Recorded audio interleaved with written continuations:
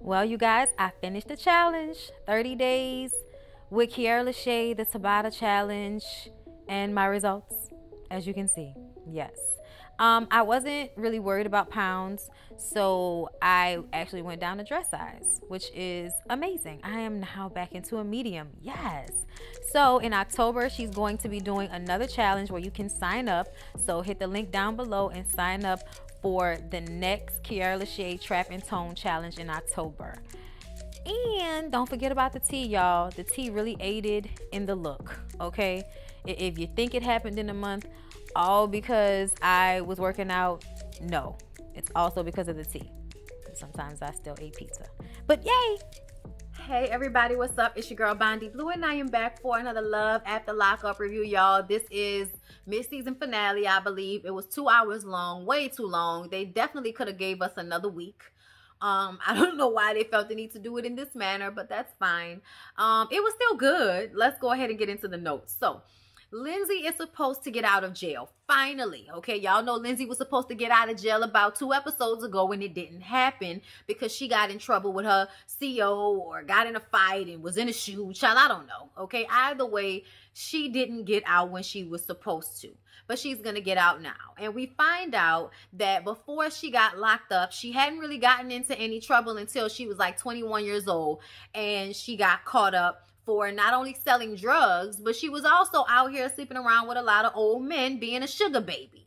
So that lets us know how she really feels about this relationship with Scott. He goes to pick her up. This time, he is not in a limo with all the nice things he had for her before. He's in his pickup truck, okay?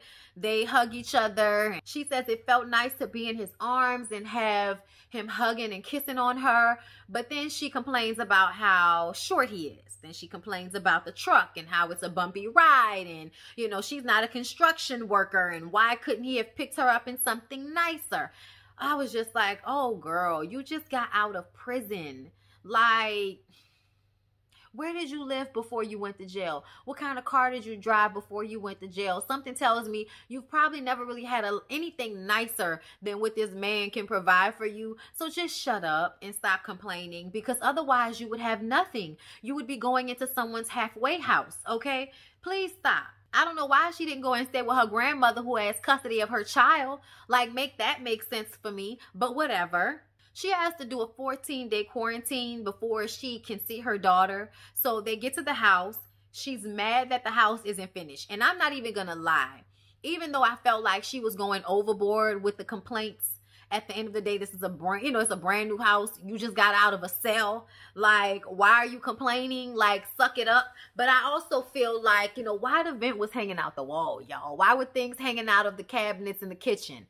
It did look like, damn, at least you could have straightened and, made things look a little nicer for her to come home instead of spending all your money on limo and all of that stuff, But whatever, okay? She complained and complained and complained and complained until he finally told her she was acting like a spoiled ass brat and she just got out of jail, so she'd be happy with whatever he gives her because she just got out of a cell, okay? Like, you complaining about this closet and you just came from out of a cell the size of this closet. So please, miss me with the complaints. I mean, she lost her shit on him and he just kind of stormed away. And I was just like, this is what you get yourself into when you decide to go all in with somebody that you ain't never met before. This is your fault, Scott. You did this to yourself. Sean and Destiny, okay? She gets home asking him what happened with the credit card because y'all know she was at that store flirting with that girl and trying to, spend up all of Sean's money. And I think Sean put a stop on that card, in all honesty. I think Sean was like, if you think you about to go out there and spend up all my damn money, you got me up. Ooh, she got me up. Not today, not the one. Up. But I ain't gonna sing too much of that because, she have you tooked up. Okay, she have you tooked up. Because at the end of the day, she still ended up spending way too much of your damn money, Sean. You got 6 children. How do you have the ends to have this girl out here spending $150, $250, $500, $150? I was just like, oh my God. Like, when they showed us the receipt of all the spending she went and did on that card once it started working again, child, I was not ready. He kind of slips it on out there that they were talking to other people and they chose to be with one another. Okay. And she was like, who was talking to other people? Who you was talking to? And I'm like, oh girl, don't act like you weren't kitty clicking with all of the girls in the prison. Okay. You working on my nerves, acting like he's the only one that's lying. Him and his homeboy go to buy her a $12,000 engagement ring. His homeboy feels like he's stupid and she won't even be here for another month. Like, be with her for a full 30 days before you keep spending all this damn money on her. I agree with homeboy, okay? This is just dumb, okay? She's already spending up all your money and this is what you go and do? Spend $12,000 additional dollars on her? But you know, he went and bought the ring before he got the receipts of all the money she was spending. And let's not forget the fact that he's still on the line for the $50,000 if she doesn't show up to court like she's supposed to. Okay, his baby mama is, you know, going to be really upset about all this. Like, she's going to be really upset, especially since she doesn't want him to be around the kids while he's with that woman. So after she come home with all of these bags and she just spent all this money, all this Victoria's Secret talking about she need all this stuff, he tells her that she's replacing one addiction with another. And she talks about how she used to be on dope and how she did dope in prison 3 months ago. And she says that she's been clean ever since. I said, I don't know who you expect to believe that, but I don't believe that for a second. I think you're still on dope, in all honesty. I think that you're spending his money. And I also think you're probably doing dope here and there. You damn sure look high in the confessional. He goes outside to have a conversation with his baby mother, Kelly. And she comes outside and, you know, asks who he's on the phone with. And he's on speakerphone with Kelly. And Kelly was like, oh my God, this is ridiculous, you know. And he's like, look, I have to have a relationship with Kelly. And she's like, you know what? I'm done. I'm going home. F you. You can have all of this. I'm leaving. So he hangs up the phone with Kelly to go and try to talk to her. And she's flipping out about how he's a liar and how, you know, don't tell me you're going to be in a relationship with her. I'm leaving. I don't have to be here. I don't want to be with you. Get out of my face. I should punch you in your mouth. Going off on him. He's trying to talk to her. Tries to apologize. She says, get out of my face. Okay? This is when he should have gotten his car and went to work. You know what? He gets in his car. He's about to go to work. She walks up to the side of the car and goes and punches him in the face. I mean, he didn't know what to do. I mean, he was just trying to find a way out, y'all. He was trying to find a way out and he couldn't find a way out because he was in the car, okay? And she was punching him all in the face. Child, they played domestic violence. You know, if you know anyone who is, you know, this is definitely the domestic violence. Like, the fact that she put her hands on him in this way, if that man had cocked back and punched her in her face, I would not have been upset because of the way she was just like punching him in the face. Well, she punched him a couple of times, y'all, in the face. Like, you don't even know that man like that to punch him in the face like that and think that he's not going to pick you up and body slam your big ass on the floor. Child, I was just kind of like, oh Lord. He was like, take this mic off me. I'm done with this show. Yeah, get mad at the show. Don't get mad at the, you know, the dope head that just punched you in the face a few times after she done spent up all your money. She crazy. She crazy and he crazy for getting into this relationship with her. At the end of the day, I know you worrying about that $50K, but you should have never put yourself on the line for her to get out of jail. You was stupid then and you stupid now. Spending all this money on this girl for trash that she don't need, that's going to end up, you know, somewhere in somebody's duffel bag one day or at the bottom of a strip club locker, child. I don't know, okay? But all I do know is you got 6 kids that's probably going without while you over here spending up all this money on this girl that can't wait to find her out so she can take your little money and run and go and sleep with the girl who she was trying to buy furniture from.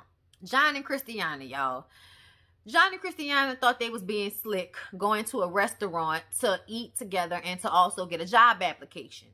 She was being followed by her PO. Her PO walks up and says it's time for her to go. She wasn't doing what she was supposed to be doing, and so they give her a ticket. I thought it was foolishness because I was like, well, she actually did ask for a job application. They just sat down to eat. I don't understand why you couldn't do both of those things at the same time. You got to eat. Like, what's the problem? You know what I'm saying? But like she said, this system is trying to get more and more money out of people. They give her a ticket. She has to spend more time in the halfway house. She has to give them more of her money. That's what it's all about, giving the system money. That's all they want. It's not about rehabilitating people. It's not about making sure that people are viable citizens. It's about making them broke to the point that they have no choice but to either get back on drugs or, you know, end up back in jail so that they can be a slave to the system of, you know, the criminal justice system, where y'all get to pay people, you know, 3 cents for manual labor.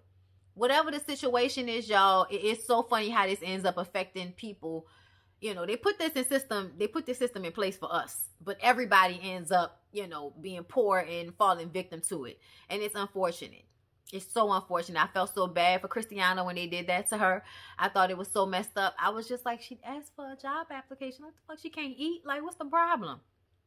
But that's how they be. They just want that money. Quayline and Chevelle. So y'all know Chevelle threw this big old party for Quayline. Got her family, got his family. Everybody got all of their questions and they side eyes about their relationship.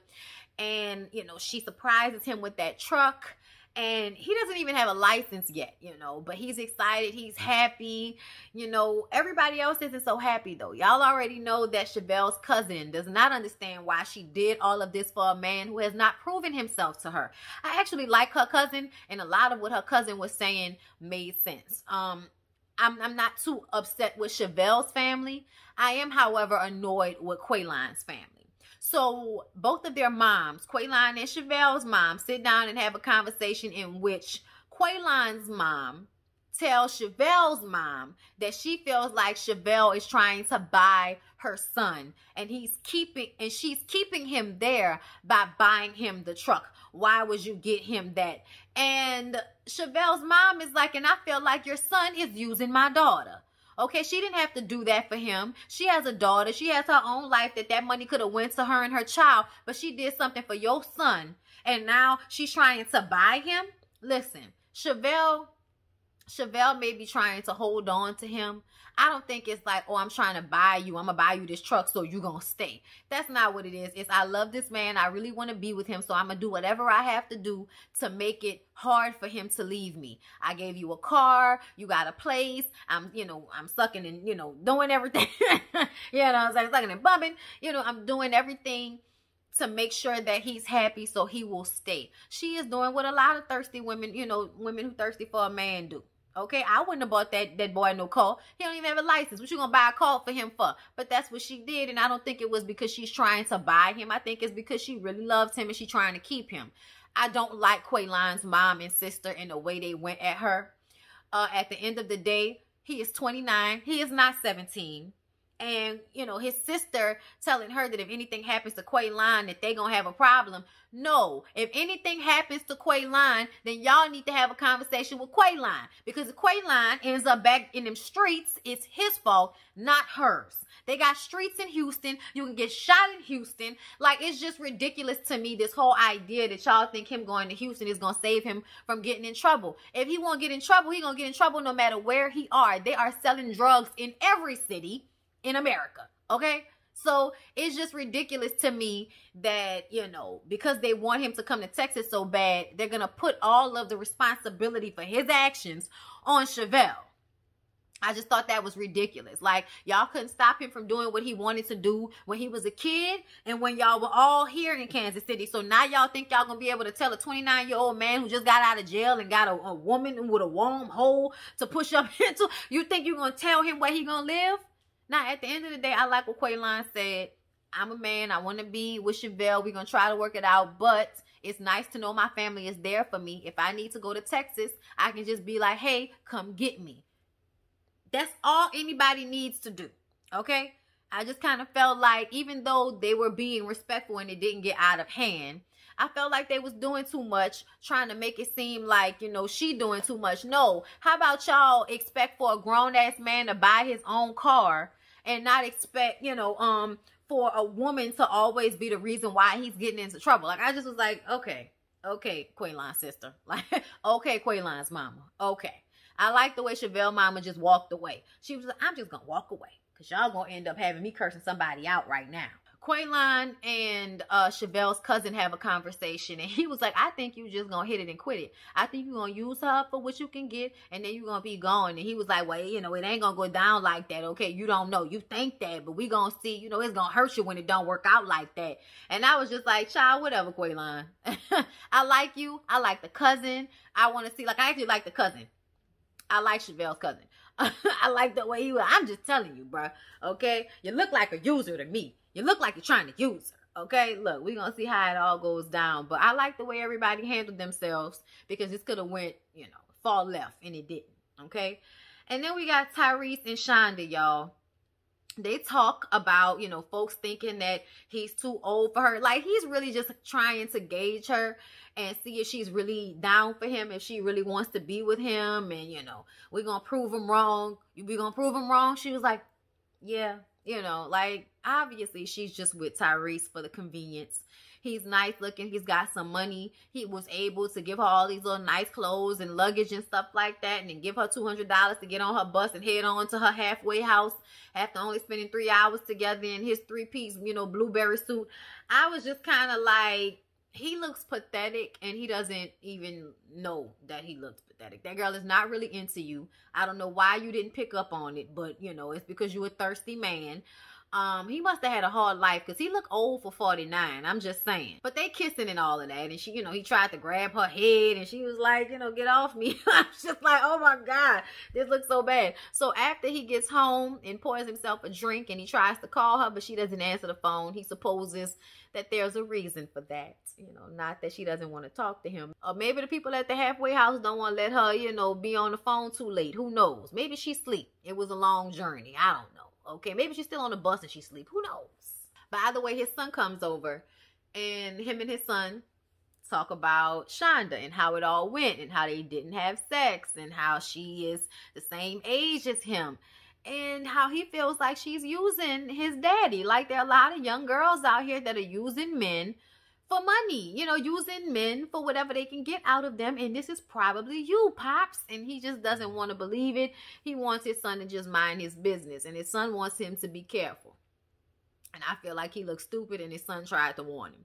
So Maurice and Jessica. Y'all, Maurice and Jessica really kind of worked on my nerves a little bit, but then it ended up being real nice and happy. Okay, so he really wanted to make a good impression with her parents. And I did not like the way he was like, oh, this is nice. This feels like home. Oh, yeah. Being so open with them, telling them that, he basically came to Nevada against his, parole. He was supposed to wait, and he didn't wait, and he just came there. Of course, her parents were not happy with that. The dad doesn't know how to feel, but they also don't know whether he's a con or not. The mama sees it. The mama says he has a sweet personality, nice and tall and good looking. The mama sees what her daughter sees in the black man, okay? And when they go outside to talk, Maurice and her father, they have a really good conversation. I didn't know how that conversation was going to go, but once the daddy said, I don't care that you're black, I don't care that you have tattoos, I don't care about any of that, I just want my family to be safe. I don't want any foolishness you were in before to affect my daughter and my family. I don't want them to know where we live. You know what I'm saying? Like, just talking about how he just wants his family to be safe, and he doesn't want his daughter to get caught up in any foolishness, which is what any real father would say. Okay, he just wants to protect his family, and Maurice understands that. Maurice respects that. So Maurice was like, hey, I get that, I understand that, I'm gonna do my best to protect her. I never had a father figure in my life. My mom did the best she could, but the streets raised me. Like, he's telling this man all of this, but the man was like, I never had a son. So I'm interested in doing things with you, and if you need anything, you can let me know, but y'all have to handle this parole situation the right way, and y'all have to go back to California. Now, you can be, stay out there and wait, but you should send her back and do what's right for her so she doesn't get caught up in any foolishness. It was a really good conversation, and I was happy that the man talked to him and let him know that it wasn't about him being black. Because we automatically think that. So it was important for him to say that. And yeah, I liked the conversation, even though I felt like Maurice was being a little bit too talky, like running his mouth too much, being too open. It ended up working out in his favor, because they do seem to like him, and he wasn't called an N-word or anything. So I think it went well. And another thing, say, bro, don't be talking about your people like that. They had roaches all over the place. Your people poor, and these are white people who, even though they've worked hard, they didn't have all of these roadblocks up against them, okay? So, just chill out on talking bad about your people in front of everybody, okay? Like, Lord have mercy. And y'all, lastly, Dylan and Heather. Whoo, y'all, that Heather is something else, ain't she? I said it, y'all. I said that I felt like, she might have been on whatever he was selling at the time, but she goes to get him from prison, And on the way there, she tells us about how when she was 14 years old, she had an attitude with her stepdad because of the way he talked to her mom. And they decided to send her to like a disciplinary camp, and she got assaulted, you know, fully assaulted at the camp. And, you know, that has been very hard on her. And I'm going to tell y'all right now, I felt so bad for her. I felt so bad for her. And I was like, I don't know if I could ever forgive my mom for something like that. Like, I didn't actually do anything wrong. I had an attitude. I'm a 14-year-old. He's a stepdad. Like, that's like 101. Okay? That when you're a step parent, you might have to deal with a little attitude from the kids for a little while. That's 101. That's 101. But you don't send them away, especially girls. You don't send 14-year-old girls away to sleepaway camps as a punishment. Like, I would never do that. You know what I'm saying? Boy children, maybe. But girls, no. Because what ends up happening is what ended up happening. And this girl has probably had a hard life because of that one decision that was so unnecessary. But she shared that with Dylan. So she, you know, she feels like they have such a really great connection. So he coming out of jail, y'all. He big and fine and, you know, mixed and all that. So yeah, you know, he's nice looking just like she said he would be. He runs and jumps on her. I mean, she could not stop. She kept trying to put her booty on him. She was trying to kiss him all in his face while he was doing the interview. I mean, could not keep her hands to herself. Then at some point they get in a car and he's looking at like nude videos of her. I was just like, what the is going on? It was just a lot, y'all. They was doing way too much. And then he expressed that, you know, he met her. They didn't even spend a lot of time together before he ended up going to jail for selling drugs to DT. Then she shows up to prison after he'd been in prison for 3 months. And every time she comes, she has his name tattooed on her in a different language. And he says that he's worried because that's obsessive. And he's scared, you know, for what's to come now that he's out and they're going to be in each other's faces 24/7. But he seems to be matching her sexual energy. So I don't know. Okay, but what I do know is he should be scared. He should be worried. She's unstable. She's an unstable creature. I'm nervous for him. But this is what he got himself into. But yeah, y'all, that was Love After Lockup. They will be back in 4 weeks, like in a month, in October. They'll be back and we'll see what ends up happening with them. But in the meantime, we'll, you know, visit our Love After Lockup crew. I might review it, I'll watch it and see how I feel about it. Most likely I will, because we all love those, you know, people. We love that set of Love After Lockup couples. So we'll see how that all goes. But anyway, I hope y'all enjoy. Please don't forget to like, comment, and subscribe if you have not already. And I'll see y'all in the next one.